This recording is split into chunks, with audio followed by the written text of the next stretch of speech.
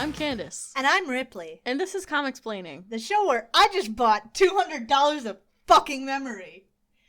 We were having technical issues. There was very nearly not a show this week. Yeah, almost. It was a close call. But we did manage to fix the problem, and I didn't throw a piss baby temper tantrum and drive across town. Yeah. So now we're here with Thor. And the cat. And the cat, yeah. Co-host number 3 is here. He is happy as a clam, getting pet, distracting the person who's supposed to be actually running this episode. What's been up with you? Nothing. You know what I do every day. Yeah, you said I'd play Final Fantasy for 12 hours. That's true.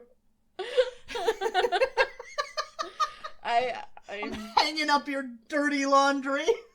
I don't feel bad about it. Yeah, I've been taking comedy classes. I don't think it's made me any funnier, but you know. Well, you never know. It's stand-up, so it's not really all that applicable to this. Mm-hmm. I would need to take... I mean, it might be applicable for my episodes, but I would probably need to look more into, like, improv. Anyway, what have we got here today? I'm seeing a familiar bitch, so tell me what this issue is before I talk about him. Well, we have a Thor annual today, but before I get into it, I have to talk about the release date on this issue. Okay. It's a little bit confusing. So, two things. First of all, we're currently in the middle of 1967 with our Thor read-through, and this annual is from 1966. Okay. I did not intentionally skip it. That's the order CMRO had it? Yeah, because we use CMRO for our orders, CMRO just had it in a weird place for some reason. Well, there's probably something that it said happened in canon that hadn't been released yet or something, or, you know, that kind of shit. Yeah, probably. So, there's that. We're going to be dealing with some stuff that happened in 1966, I guess. God, Amora's coat is fucking fantastic. The second thing is... Alright, she's not Amora yet, never mind. The second thing is I'm not entirely clear on what month this was released. CMRO says the cover date is January, but the release date is June, which doesn't make sense. Marvel Unlimited says it came out in September, and it also says September on the cover, so I'm guessing September, but I don't know. The cover date's usually the later one, so maybe it came out in June, and the cover date is September, and CMRO is just wrong, which you should probably flag on there, actually. Mm-hmm. But not yet, because we have a podcast to record. Okay. So, with all that out of the way, let me go ahead and finally tell you what this comic is. Yes. It's Thor Annual number 2 from, I guess, June of 1966. Question mark of 1966. Question mark, yes. Written by Stan Lee, penciled by Jack Kirby, inked by Vince Colletta, and lettered by Sam Rosen. With a lot of these annuals, they kind of did this thing where they'd have, like, one new exclusive story, and then the rest of it would be, like, reprints of iconic stories. Yeah. So the cover is telling us that we have a new story with the Destroyer and a reprint of the first appearance of the Enchantress and the Executioner, and also the first appearance of Merlin. The digital version doesn't actually have those last two things on it for some reason. So they're probably just reprints. Yeah. I hope this isn't much like Amazing Spider-Man and a lot of the annuals where it's just been, hey, let's trot out a bunch of guest stars, and then Reed Richards just kind of waves in the background and then moves along in his day. I've ran into this in various annuals before. I'm hearing that. There was one Spider-Man, I think it was the first Spider-Man annual it might have been, where you get all these different guest stars on CMRO, and it'll just be like a panel of Thor senses something weird, but he's got shit to get to, so there's just a panel of his ass flying across the sky, while Spider-Man's like, what the fuck, I needed help, or something like that. Right, well, didn't we have an issue where someone, it was either Thor or it was either the Thor first... or the X-Men. No, it was either Thor or it was the first issue of Avengers where, like, Daredevil appeared for a panel and then was like, I have other stuff to do, and then left. It might have been. Or we might be thinking about that fucking Iron Man story where the X-Men call, like, who can help? And it's like, everyone's busy, except Tony. Yeah. Let's get into the issue. Let's. So this hat is a lot, even by Odin's standards. The whole outfit is a lot by Odin's standards. I almost want to say it's like a Native American headdress, but made out of gold? Kind of, yeah. It reminds me of something like maybe like Aztec. Mayan or something like that, yeah. I can see that too. This is a lot. Okay. It's a lot. Jack just went a little bit crazy with this fit. So we're opening up with Odin announcing the Tournament of Titans, which is a contest of sorts where warriors compete and they have the chance to win sets of golden armor that when they wear them, everyone will know, oh, that guy's like a big deal. Yeah. Right. Basically, this is Asgardian Olympics. Right. So you got your troop of beefcakes here. Right. So a bunch of shirtless dudes come out with torches and Odin lights them, and then they ran up this mountain to go light this beacon to signal that the games are about to start. I like that in the Asgardian Olympics it seems like it's a fucking race to light it. Yeah. Because there's 3 different dudes. So they're like... And of course as they're running up the mountain they're like, oh, what an honor. This is so great. Hell yeah. I mean, it is an honor even in the Olympics to be one of the people, so that makes sense. It is. So they go up this mountain and they go light this beacon, and the beacon is so big and bright that it's seen all across the various realms. It's seen by people in Grimmersgard, whatever the fuck that is. It's seen by wind giants, and it's also seen by someone else. Loki and the Absorbing Man, who are currently made of, like, space gas. If they were made of gas, this shouldn't be how they are. Maybe it's magic.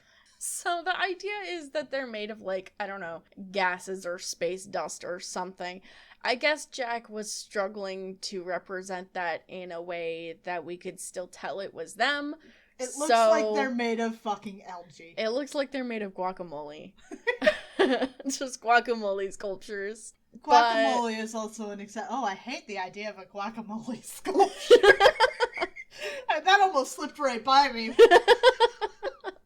But Loki and the Absorbing Man are still exactly where Odin left them, as gases floating through space without, shape or form, even though they have shape here because Jack had to show us that they exist, I guess. And I guess they also see this beacon. The Absorbing Man comments on this, and Loki's like, shut up. Loki's very mean. Loki's very mean, but to be fair, Loki has been stuck as a space gas with only Carl for company for the last who knows how long. So he might be a little justified in being a bit grumpy. You've been watching anything good on TV? No, we've been space gas! Loki doesn't want to talk, but he does think to himself that even though he doesn't have a body and he can't directly affect anything, still he has his cunning mind and he's been able to formulate a new plan. But we're not going to see his plan yet. Because after the opening ceremonies, I guess, Odin returned to... hang out in his snuggie. I was just about to say snuggie. Yeah, he went to his room and got in his snuggie, and Thor is kind of standing at attention nearby, attending to him. Hasn't been released yet. And I forgot about him. Odin is kind of caught in, like, thought and reverie because he's like, it's just too bad I can't join in on the games. Back in my day, I was such a good warrior. I'm something of an athlete myself. And Thor's just like, Dad didn't say I could go yet, so I guess I have to stay here. when suddenly Thor hears a noise at the Holy window. Shit, that's some He-Man looking face there. It's very He-Man. Thor hears a noise at the window and he turns to see the Warriors 3 on some Goonies shit, trying to get his attention to get him to sneak out and join them at the party. That seems so on brand and perfect. It is. And Thor's just like, no, I can't go yet. Dad didn't tell me I could go. And Odin, who's still, like, talking to himself, basically, says a bunch more shit and then suddenly is like, oh, but I need to tell you that you can leave so you can join, like, the festivities surrounding the whole tournament or whatever. So he's like, okay, Thor, go have fun. This is quite a look with the sleeves over top of other sleeves. Yeah. And the fur trim. The fur trim. The purple. Mm-hmm. And the leggings. It's a look. It is a look. Odin's constantly serving looks. He is. They're not all good looks, No. but No, they are not. their looks most certain. So, after Thor leaves, Odin pours himself a drink. So after Thor is gone, Odin pours himself a drink and then starts randomly thinking about how shitty Loki is. And it's like, dude, you raised him. It's Right. your fault. You are directly responsible for this. But, anyway, Thor and the Warriors 3 are going out onto town. They're walking in the club. Mhm. Everyone's like, yo. Yep, because everyone from, like, all across the realms came to compete. So there's a big party going on in town. Also, they're walking like 4 abreast, which They is are. a lot. Yeah. They're walking up, but no sooner do they get there than they are, I don't know, quickly alerted to a bar brawl as a dude is thrown through a window in front of them. It's kind of fucked up that it's illegal to fight when everybody's here to fight. Yeah, so Thor says that it's illegal to have fights before the competition, which, like, I don't know, I guess I can kind of see it, because you want to be in your top form. Right, but practice makes perfect. I guess. I do think it's really funny that Thor says this, and then Fandor's like, well, if they're gonna fight, they should at least invite us. So they go into this bar, and they see this giant dude named Brock. This giant dude named Brock, who just, like, started a fight, seemingly for no reason. And he challenges Thor, and then Fandral squares off with this other dude who has a sword, and this guy's name is Tyr. I don't know if he's supposed to be the Tyr or just a Tyr. I'm leaning towards the latter, because Tyr does appear later. Tyr is the Norse god of war. I actually did know that. You did know that. I used to have a swimsuit. The swimsuit brand was named Tyr. Wow. It was like, Speedo is at the top, and then Tyr. Mm-hmm. And we had Tyr suits. Wow. Anyway. Yeah, maybe Tyr is just like the John Smith of the Asgardian world. Right? I'm thinking this is just, like, a dude named Tyr. Maybe he was named after Tyr. Yeah, probably. But he has a sword, and Fandral has a sword, and now they're sword fighting. Hogan comes up, and he's gonna help Fandral with it, but then he gets challenged by a dude named Gelp. Who also has a mace. But his name is Gelp, and I don't have anything else to say about him, because his name is Gelp. And then, as Hogan and Gelp are squaring off, there is a fourth member to this group, whose name is Drom, and... I thought it said prom. No, his name is Drom, and Hogan calls him a troll, even though he's clearly a dwarf. But whatever, I guess. Is he actually Kelp's brother, or is this my brother as in, like, my brother in arms? I think it's the latter, because they all call each other brothers, but they're clearly not related. Drom least of all. So, I think that it's more like a sworn brother kind of thing. Oh, I see. Like, they're just a group of besties, you know? Yeah. So Drom comes forward, and he's telling them to, like, cool their jets, because they're supposed to be here for the tournament. They don't need to be fighting yet, because they'll fight each other tomorrow. Yeah. So they're all kind of arguing about this, and then Volstagg comes up, and he's like, oh, I'm gonna fight the little guy, because he's a coward, get it? Let's get back to Loki. Sure, Loki's up to something interesting. Loki is up to something interesting. Despite being made of stardust, Loki astral projects or sends their mind or whatever to Asia, where they're looking for something in particular. Oh, it all comes clear.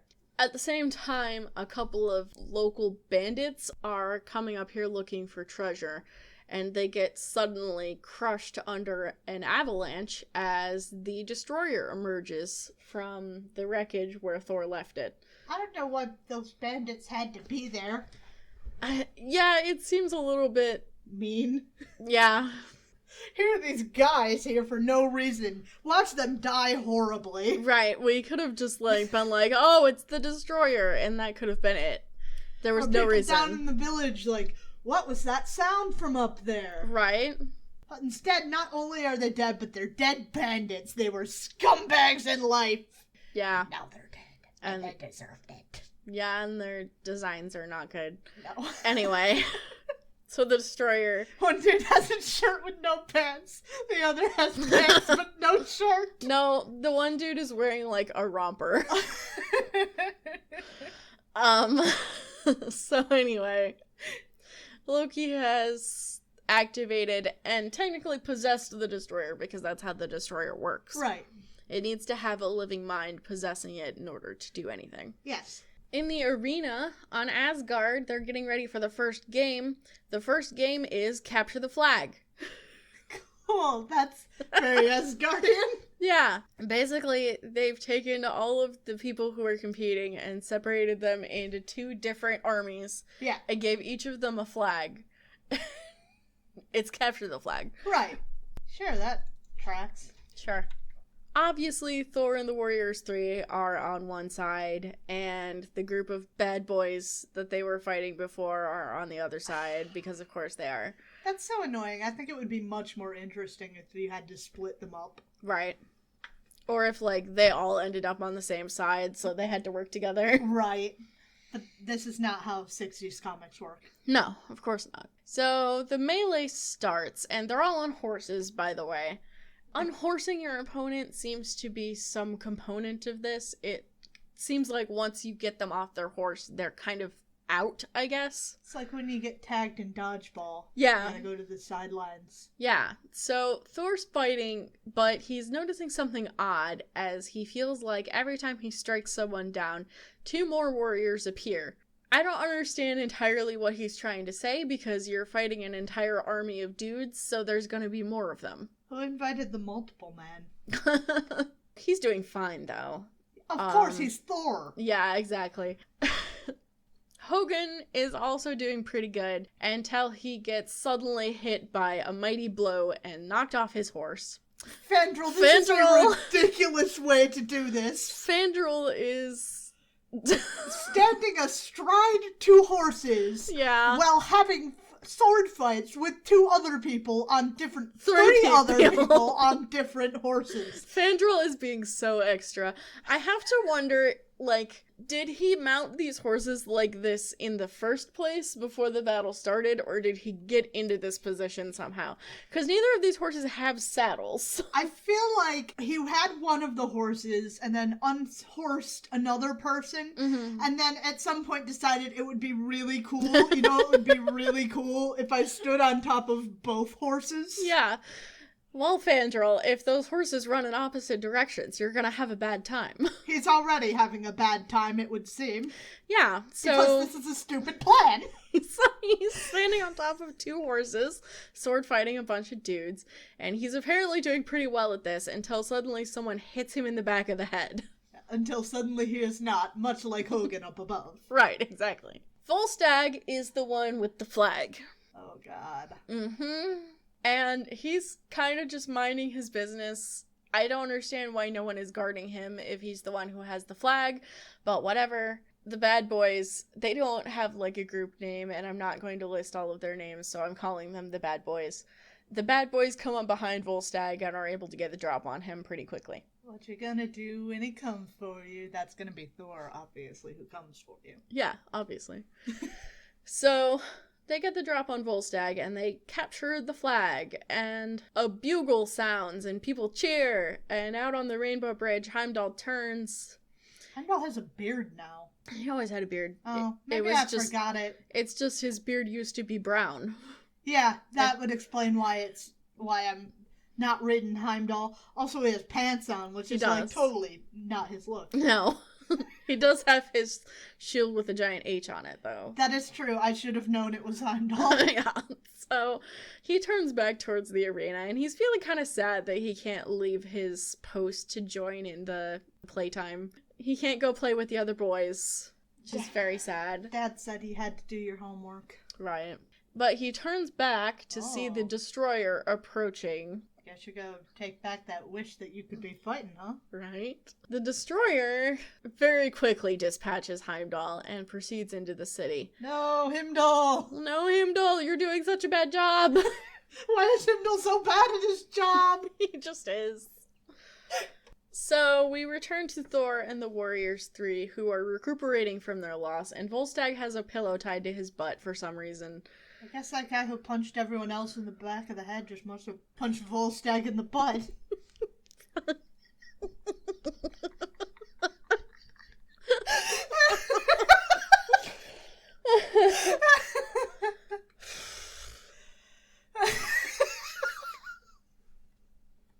Okay.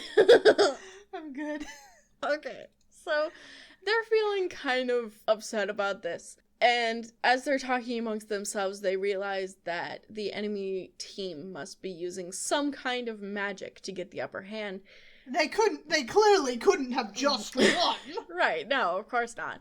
Well, there was that thing where Thor felt like people were popping up. Okay, but that could very well just be perception.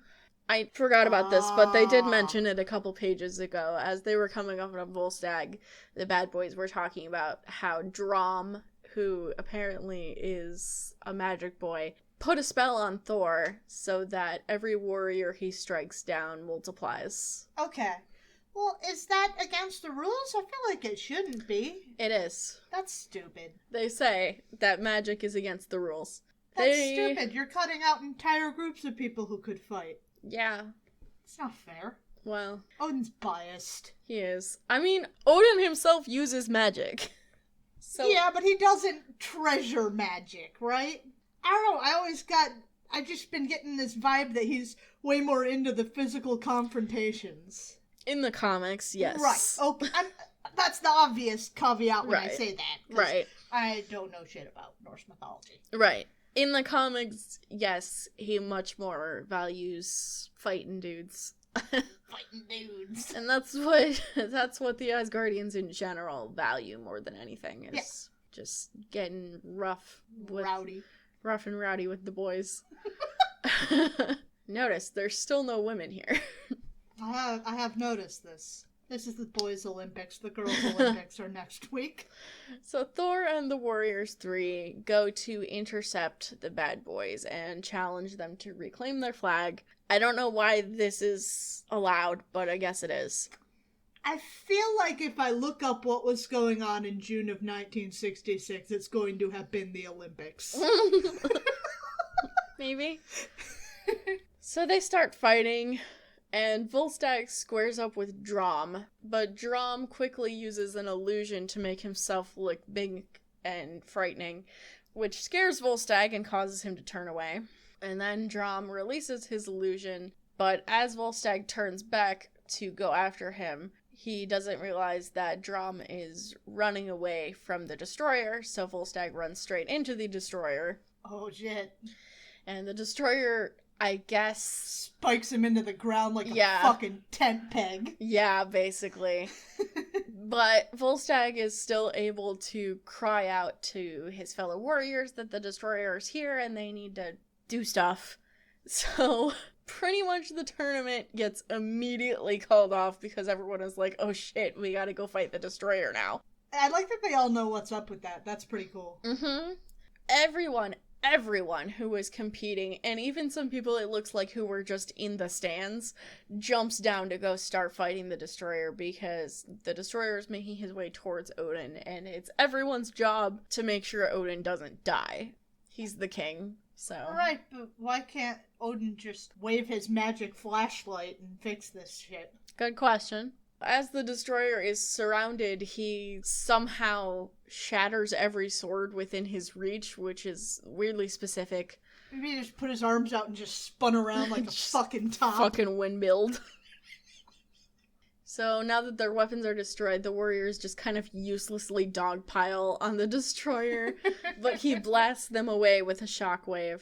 And Odin is noting this happening. He also kills those dudes. Yeah. Like, it makes it clear no living being can endure this. Yeah. So, the destroyer kills a bunch of dudes. Now on to Odin. On to Odin. Odin and his advisors are talking about this. And Odin... These panels are essentially useless, but Odin basically infers from absolutely no context whatsoever that it must be Loki who's powering the destroyer. Well, I feel like that's probably just what he blames everything on. True. And we just don't see it. Yeah, every time he like stubs his toe. Oh, the works of Loki, the foul Loki strikes again! Yeah, when he pulls the milk carton out of the fridge and it's just got a little trickle left in it. Loki! Yeah, basically. Thor and the Warriors 3 are pretty much finishing off the bad boys from earlier, and they didn't get the memo, apparently. They did not, but now they turn around and realize, oh shit, the Destroyer is here. And also, as they're noticing this, Fandral and Hogun are wondering where Baldur is, because they haven't seen him all day. That's a great question. Though I do like Hogan's note that, like a brother, it's like, that's very... Well, for one of you, yeah, he's literally a brother. Quite more literally than yes. the others. Thor's right fucking on this shit. So Thor sees the Destroyer and he's fucking fight on sight. He immediately goes for it. I actually love these panels, though. They're very dynamic. The backgrounds are a little lacking, but I understand. So Thor goes after the Destroyer with a mighty flurry of blows and actually manages to topple him to the ground, which is completely unheard of. These are also really good. I love this panel when where the hammer's coming back to him, but he's running anyway, so he just kind of intercepts it mid-sprint. Yeah, I love that panel too, actually. So Thor manages to down the Destroyer for possibly the first time ever, but the Destroyer shoots back with some kind of force beam, and he just absolutely assaults Thor until he's not an issue anymore. Then Thor got hit with a pebble to the arm, and now he's down. Yeah. That was a really fast pebble, though. It was. That's his weak point. That's his armpit. That would hurt. The Destroyer gets up, and he starts shooting fire out of his fingertips. I guess he can do that. Sure. I don't see why not. But he uses the fire to make, like, fire walls so that the warriors can't get to him, so he can forge a path straight towards Odin. And when he gets close enough, he lowers his visor to deliver his super special ultra attack. His finishing blow. Thor cries out for the Destroyer to take his life instead of Odin's. I get where you're coming from, but I don't think that's gonna work, bud. We're also skipping past, like, Odin being like, this is definitely Loki's spirit, and the Destroyer being like, well, guess you better find Loki's body! Yeah, basically. Odin calls out the Destroyer as being possessed by Loki, and the Destroyer / Loki is like, it doesn't matter that you know, because you don't know where my body is, and also I don't have a body, so you can't really do anything about it.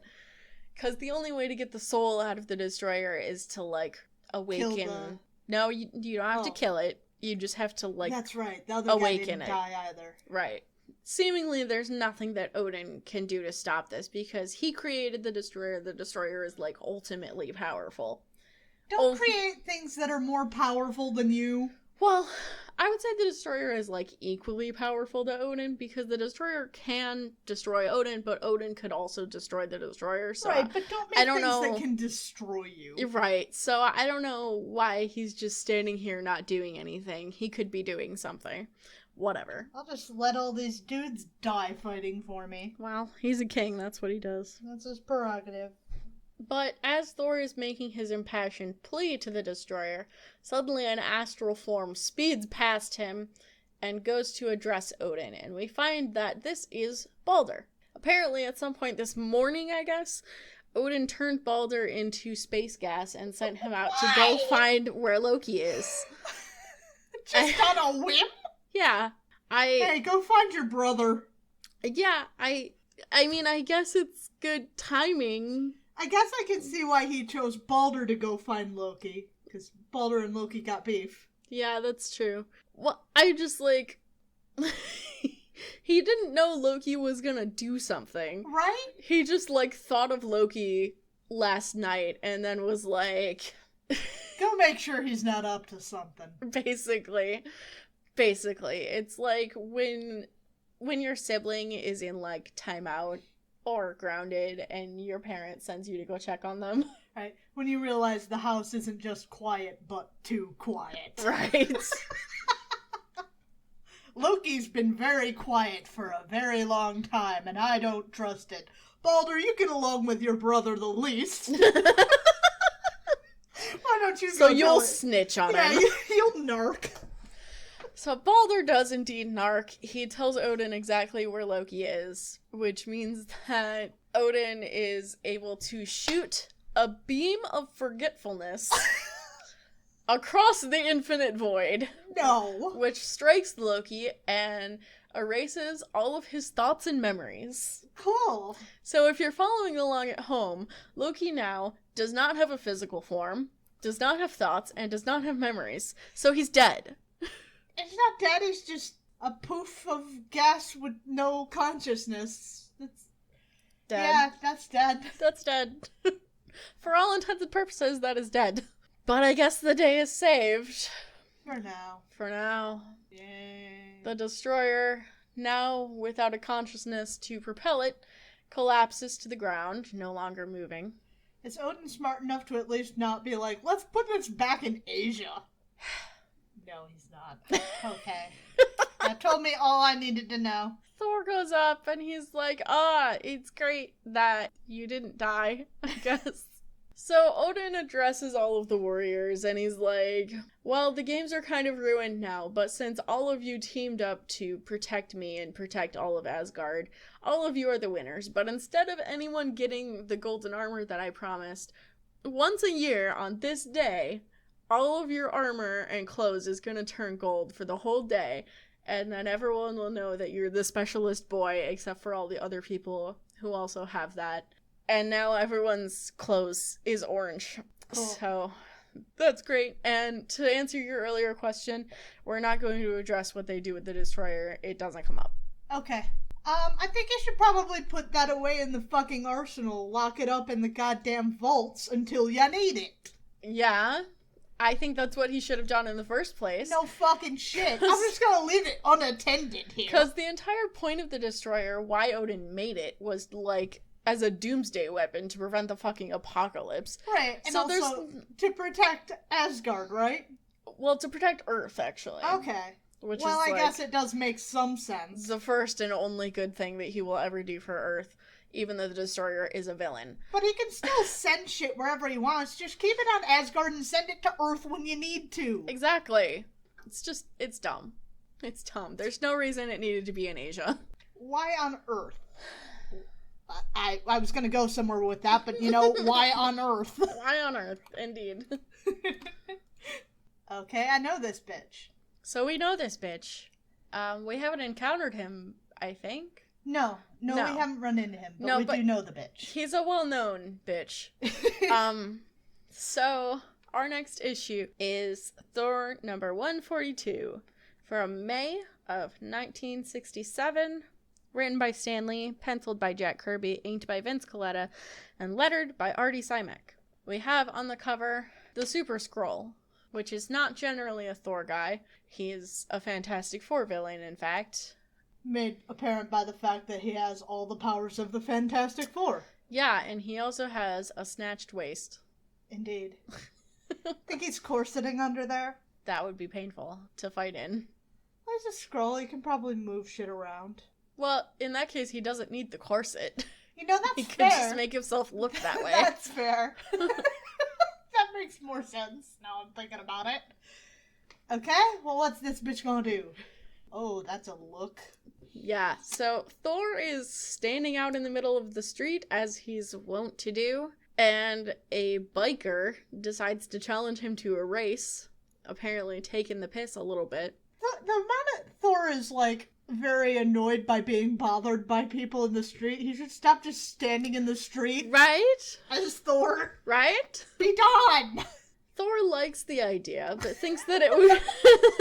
Don't get ahead of me. I can't help it! Thor likes the idea, but thinks that it would be dangerous to speed along with the other cars and pedestrians and shit.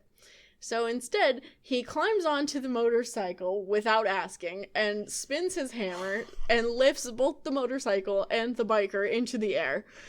I know where E.T. got the idea from now.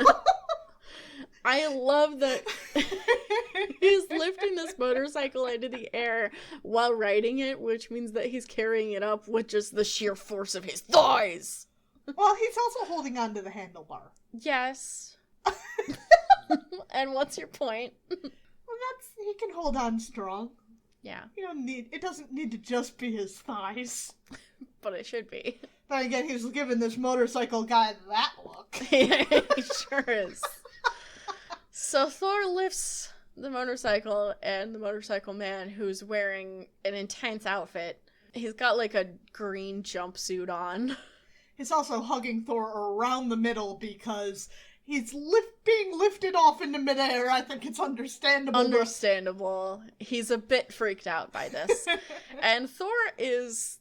You get the impression Thor's kind of messing with him. Yeah. Because he's talking about taking this biker to race along with meteors and comets, and he'll go to a place where if he's victorious in the race, he'll be awarded with a wreath of heroes. They're, like, way up high above the city now, and this biker's like, I don't want any of that stuff. I just want to go down. And Thor's like, oh, okay. Alright, so he... Oh, that's sweet, that landing. Mm-hmm. So he shoots back down to the ground in a matter of seconds, and he gets off the bike, and he says, but we still need to do our race, and the biker's like, no problem, I know that you're faster than me. No big deal, buddy. Jack's been really killing it on the dynamic panels these past two. Yeah. Yeah, that top one is really good. Yeah. The angle is good, too. Yes. So, having terrified this random motorcycle man, Thor goes into an alley to change into Don Blake. So all that was pointless, but I'm glad it happened. It was pointless, but I'm always glad to see Thor interacting with people. Yes, exactly. There was no reason for it to happen, but I'm glad it happened. Mm-hmm. Incongruously, with what we just read, we turn to see Loki exiled on a distant planet. This doesn't match anything that I remember that Loki was doing. I'm pretty sure the last thing I remember Loki doing, even discounting the annual that we just read, the last thing I remember Loki doing was being space dust. Maybe this is just... And I'm pretty sure this is why that annual was right before that, because we're getting on to Loki, but... Maybe Loki only had just, like, a temporary brain wipe, and now Odin's like, you're going to jail. No more space dust, just go be on this lonesome planet where you can't bother anyone. Well, but of course, that doesn't work, because he bothered people while he was space dust. You'd think that they would mention that before now, though. You would think. You'd think that at some point, Stan would be like, oh yeah, Loki's not dust, and he's on this place now. At some point, we also forgot that Mastermind was a statue. That's true. That's very true. So, that's all just to say, I don't know how we got here, but I guess it doesn't matter. Yeah. Loki is in exile on a distant planet. Sure. Yeah, that's just where he is. So he can't leave because he's imprisoned here, but he still has, his cunning mind and his magical abilities. So he's been scanning space, I guess, looking for some kind of lackey to carry out his dirty work. I want to cause problems on purpose. How can I do this? Exactly. That's just his mantra. So he thinks that he's found the perfect, unsuspecting mook. Okay. So he astral projects out to space where he finds a lonely spacecraft holding the Super Skrull. Now, the Super Skrull has a name. I think it's Kalert or Klurt, however you want to pronounce it. Kalert? Yeah, one of those. Sure.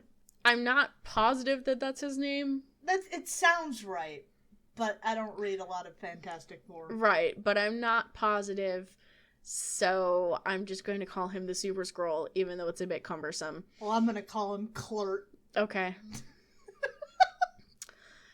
So, the Super Skrull is, I guess, being punished for failing to take down the Fantastic Four.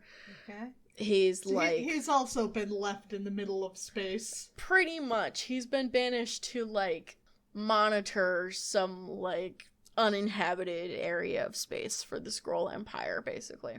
He's been put on latrine duty. Essentially, yeah. So Loki, in his astral form, comes up behind the Super Skrull and whispers into his ear a little bit of an idea. If he goes to Earth and takes down Thor, then the Skrull Empire can invade Asgard, which would be quite a get for them. I'm not sure that they could, even if they defeated Thor, but okay. Yeah, I'm not 100% confident in that assertion either, but I guess it doesn't matter.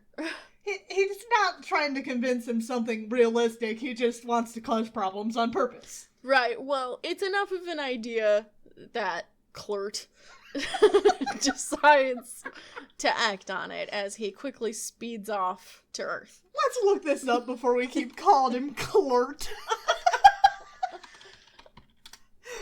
What's his name? It's Klurt! Is that how you pronounce it? Klurt, sure. It's Klurt. Klurt. If we're calling Chode fucking Chode, Chode fucking Chode, he's Klurt. Chode? He's not Chode. He's not Chode. He is! It's canon! Is there any trivia that's I hate that this dude's name doesn't have any vowels. Coming off sounding like a fucking app. Join Klurt and we'll get Band-Aids straight to your door. It sounds like someone choking on a mouthful of water. Klurt. Klurt. Like you just swallowed really rough. Yeah. Anyway, Klurt goes to Earth to fight Thor. Klurt to Earth. He leaves his spaceship in orbit and flies down, using his force field to enter the atmosphere and then turning into fire to basically wreak havoc on the city until Thor comes to fight him, because that's just what people do when they want to fight Thor. You would think that the Fantastic Four would come to fight him since he's kind of their problem, but they're probably just leaving everyone on red. They're probably not home, yeah. He's flying around, shooting fire, melting stuff, and shouting that he wants to fight Thor, basically. Luckily for him, Don Blake, who's in his office, does notice this. Lucky for him, Don Blake is in his office to notice this. Not somewhere else. So he turns into Thor and goes out to go fight Klurt. Why is that his name? So the first thing Thor does is he throws his hammer, which creates a whirlwind that smothers the flames. Sucks all the air away. Sucks all the air away. So the Super Skrull's fire powers have been nullified for the moment, at least. No, poor Klurt. So he falls from the sky. I'm gonna start calling him Kurt. Yeah, I prefer Kurt to Klurt, frankly. Klurt. So Kurt falls from the sky, but quickly uses his powers of the Thing to become the Thing. the Thing. I don't know how else to describe it. I mean, he uses his Thing powers. I mean, that's literally what it is, though. It is. He turns orange and rocky, and he gets strong, I guess. So he does that, and then he lands on a roof, I guess, and then Shit. Using his strength, he rips up the roof of an entire building and throws it at Thor. Holy shit, Klurt. That's intense. Thor dodges this just in time, but we're going to take a brief intermission to check in on Asgard. where Balder is answering an Imperial summons from Odin. Odin's looking much more reserved than usual. Yeah, he's wearing all red. But nothing too extreme. I mean, his hat is a lot. Not by his standards. Yeah, that's fair. I like Balder's cape. Yeah, I really like Baldur's Cape, actually. I think that's really fucking cool. So, Odin has summoned Balder here to give him a new mission. He says that the deadly enchanters have been discovered in Ringsfjord, wherever that is. And he says that Balder has to go find them and find out what they're doing, because he suspects that they're up to no good. Balder accepts this Balder just task. throw his sword on the floor? No, it's like strapped to his thigh, I guess. It's very confusingly placed. Balder is also standing like he's afraid he's gonna crush his balls. Balder. He's wearing this sword like it's a sexy dagger strapped to his thigh. Only Yeah. it's a fucking It's a sword-ass sword. Yeah. So he immediately accepts this task. But then Sif approaches, and she wants to go with him. She says that she knows Ringsfjord very well, and she can serve as a guide. Balder disagrees with this. He says it's too dangerous, and she's a girl. And also, she's only going because she's sad that Thor isn't around. I'm getting sick of this shit. Sif is understandably a little bit annoyed by this. She says she's every bit the warrior that he is, and she has every right to go on this mission if she wants to volunteer for it. Fuck yeah. And Odin agrees, so he says that she's going to go with him. So they ride out to do this mission, and Balder is being weird and sexist. Because it's He the means 60s. well. I guess. He's So- Balder. He's Balder the Good. Yeah. So anyway, back to the main story. Balder the Good boy. Balder the Disney princess. Thor is having a bad time. He's hanging from the side of a building with his hammer, like, hooked onto a ledge. So if Thor had to fight the Fantastic Four, he wouldn't do good? Maybe at some point. I don't know. Okay. He can Oh, still come recover. on. Like, he's fine. He can still recover. Who doesn't enjoy a good nerd fight? Who would win in a fight? So Kurt reaches his stretchy arm over and wraps Thor up in it and pulls him towards him. Get over here. Yeah, basically does that. And then he wraps his stretchy arm around Thor's arm so that he can't swing his hammer. But It doesn't Thor work. Thor does one flex of his superb and gigantic muscles, and Klurt doesn't stand a chance. Fuck yeah. And he gets free, and he goes to strike a mighty blow, but Kurt dodges out of the way with his stretchiness. And then he turns invisible, and then while he's invisible, he uses his powers of the thing to go pounding on Thor, but invisibly. And then... I don't know why he wasn't doing this to begin with. It's a good question. And then he goes back and he starts throwing fire again. And he decides that it's about time for this fight to be over. So what he's going to do is he's going to kick up his fire to Nova intensity. Which is something Johnny can do. Yes, and completely melt Thor. And Thor's like, okay, that's a little extreme. Now you're endangering the entire planet, basically. That's not cool with Thor. As it typically is not. He Yeah. doesn't enjoy that. No, he does not. So Thor... Plus, I'm sure he wouldn't enjoy being Thor juice. No, I don't think he would. So Thor makes a break for it, and Klurt... Klurt pursues him, only for Thor to do a sudden about face and spin his hammer like a fan, dispersing the flames that are being thrown at him. Cool. Yeah, and then he very quickly summons a thunderstorm, It's fucking cool. which douses all the flames, and the panel is really cool and dynamic, and the coloring is cool. Awesome. It's got the Kirby crackle going on. He summons a storm, which douses all the flames, and the Super Skrull is now no longer able to... Uses the powers of the Human Torch. Right. It's raining, it's pouring down, and they start going at each other. Klurt says that he's going to put a force field around Thor, but then puts one around himself instead, so I don't know why he did that.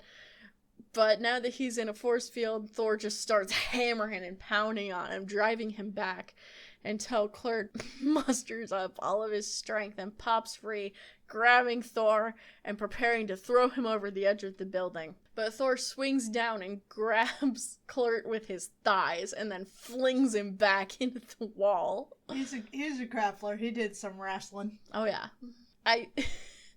Kl'rt apparently starts crying that he was so close to winning and Thor isn't allowed to fight back. So I don't think he really understands how fights work. Mom said, you have to let me win. Thor approaches to kind of deal with him, and Kl'rt asks, what was it that he did wrong? And Thor responds, thou didst attack the god of thunder. I mean, fair point. Fair point. So, with Kl'rt dealt with, Thor now needs to... I mean, I guess he's unconscious, but he's not dealt with yet. Thor doesn't like to kill people right now, so he instead creates an anti-force. We're getting some cool Thor bullshit. Cool. He could do this in the future, right? Sure. How's the anti-force different from all the other anti-negative bullshit? I don't know what an anti-force is. The anti-force just shoots the Super Skrull up into space, back into his spaceship. I like it. I don't know. I don't understand it, but I like it. These 2 pages really do feel like they were just having fun doing this fight, and then they were like, shit, we only have 2 pages left. Quick, make something up! Thor makes an anti-force and shoots it back into the spaceship, and then he's gone. He goes back to his shitty job. Yeah, basically. Thus speaketh Thor. Yeah. And, so Thor dealt with that. And on a distant planet, Loki shakes his fists and yells at the sky. So, that was great. Let's do a Tales of Asgard, because we have to. I see that we're, next episode, gonna get around to that shit we were foreshadowing with Baldur. Yes, cool. I forgot to make you recap what happened last time. You did. So recap for us what happened on Tales of Asgard. Not much. They went to go fucking meet up with Mogul, who got beef with Hogan, who it was his whole country he took over. So they went to go find him in his fucking palace, and then they fought a genie, but then it was sunset, so the genie went away. Yeah. And then Mogul turned to dude, he gave him a fab outfit, He was gonna kill him, he was a thief, but then he decided not to kill him, and what he was gonna do instead was summon a bunch of Satan horses for him to run in front of and get them! Get their asses! And everyone decided that's probably very bad for everyone, all these Satan horses. And that's about where we are. Yeah, that's basically what happened. So, knowing that the Asgardians are upon him and are in his kingdom, imminently about to take him down, Mogul has decided that he would rather destroy Hogan's homeland than let any of them be free. So he's shooting a whole bunch of fireballs at all of these innocent people to try to kill them, so that Hogan can't help them, I guess. Okay, I didn't know that Hogan's country was right next door. Yeah, apparently. You would have thought Hogan would have looked a little harder right next door. Right. Hogan's people, for some reason, know that Hogan is coming for them. I don't know why. Ali Bar is on his horse in front of Satan's 40 horsemen, and he's dabbing. Meanwhile, Hogan is Jesus. Yeah. So, something I didn't mention last time is that I'm pretty sure Ali Bar and Satan's 40 horsemen are like a bastardization of Ali Baba and his 40 thieves. Yeah. That makes sense. That's the vibe that I'm getting. I don't know why Stan decided to do that. God only knows. Right. We can't ask him, We cannot. Say, Stan, what was up with that shit? Mogul is having a bit of a rant to himself in this chamber where this cannon is firing out all these giant fireballs. And then one of his servants approaches him with a potion that he ordered. This potion apparently contains something called the Spotted Plague, which can kill an entire tribe of people. I wouldn't think that we would be getting to chemical warfare in Thor, but here we are. Yep, here we are. Mogul threatens to test the plague on the dude who brought it to him. Why? Why, indeed. Why would anyone ever want to work for you, Mogul? You can't keep doing this to people! But the guy begs for his life pitifully enough that Mogul decides not to do that. And just kicks him! He kicks him in the face. Wow, I never realized how naked Mogul's legs are. They're so naked. He's wearing hot pants. The hottest of hot pants. Mogul then goes and gets on his flying device, and then he says a lot of bullshit, basically amounting to the fact that it looks like a flying carpet. Yeah, I was definitely going to say, so this is definitely a magic carpet, right? Yeah. I get the impression that Hogan and his people are supposed to be Mongolian, and then Mogul and whatever his business is supposed to be Middle Eastern of some description. Right. It's not very well done, but I guess the impression is there, so... Right, it's gotten across clearly enough. Right. So he's going out on his flying thingy. Thor and the Warriors 3 are fighting their way through the Mystic Mountain, making short work of its defenders, when suddenly Olibar and Satan's 40 Horsemen approach. Oh my god, the horses still aren't fucking there. No. God, I hate Tales of Asgard. No. So at a glance, they're able to tell, first of all, that Olibar, even though he's at the front, is not leading these horsemen, but actually running from them. Yes. Hogan also sees that Olibar has the battle standard of his people, and he says that because it's there, his quest is almost at a close, which I don't understand, because just because you get that doesn't mean your people are free. You still have to go save them. They have to make it happen. Right, but whatever. We're playing capture the flag again. Thor also realizes immediately that the 40 Horsemen are demons of some sort, and that they're going to basically kill everyone. I can't believe the fucking horses aren't even there yet. To be continued. That's our entire 5 pages of Tales of Asgard. Cool. So you might be able to tell why Tales of Asgard is ending soon. Yeah. Yeah. Well, I noticed that back when Origins of the X-Men stopped. It's like, wow, all the timing on these issues got so much better. Yeah. What did you think of the annual that we read? Mostly thought it was stupid. Mm-hmm. But it wasn't, like, stupid in an unenjoyable way. There was some pretty solid art coming out from Mr. Kirby. Mm-hmm. So let's call it 3.5 out of 5. Okay. Well, what did you think of this issue of Thor, number 142? Again, pretty similarly. Stupid, sometimes pretty. We'll go with 3.5 again. I like the shit. It wasn't good enough to earn a 4, but I like the shit with the motorcycle man. There were some really fun panels. Mm-hmm.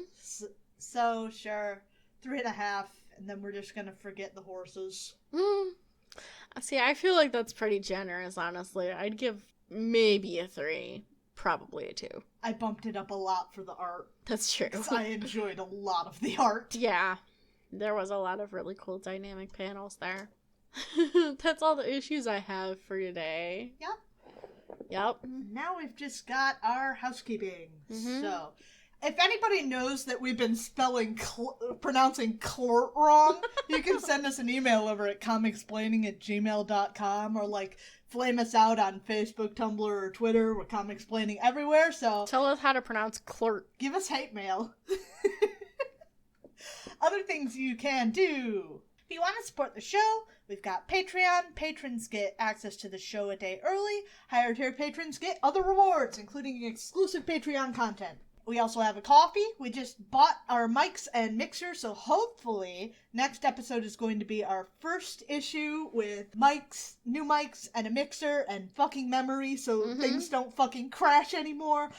Won't that be nice and exciting? God, that last one's mostly for us, but yeah. There've been a few times it's dropped out a little bit of audio because the memory got full, so that'll also make things better for you guys. It just may not be quite as apparent. It's gonna make my life much better.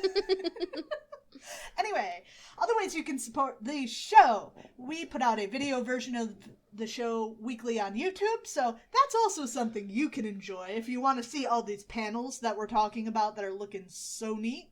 Hit us up over on our YouTube version, like, subscribe, and hit the bell button. And that's going to help us out to being able to actually do shit with that. Beyond that, just rate us and review us on your podcatcher of choice. We'll read your review if we know about it, which we don't always. We've got to check iTunes today, actually. Oh, well. Oh, well. There's never anything on iTunes. But yeah, rate us, review us. If you're on Spotify, leave us 5 stars, please. If you're over on Discord and you want to chat, go ahead and join our chat. We're over there. We're talking. John is there too. Yep, they are. Yep. I forgot to shout out our great and powerful patron, Robin. Powerful. Great and powerful. And with that, we are going to be back next week with the X-Men. And we look forward to talking to you then. Bye. Bye.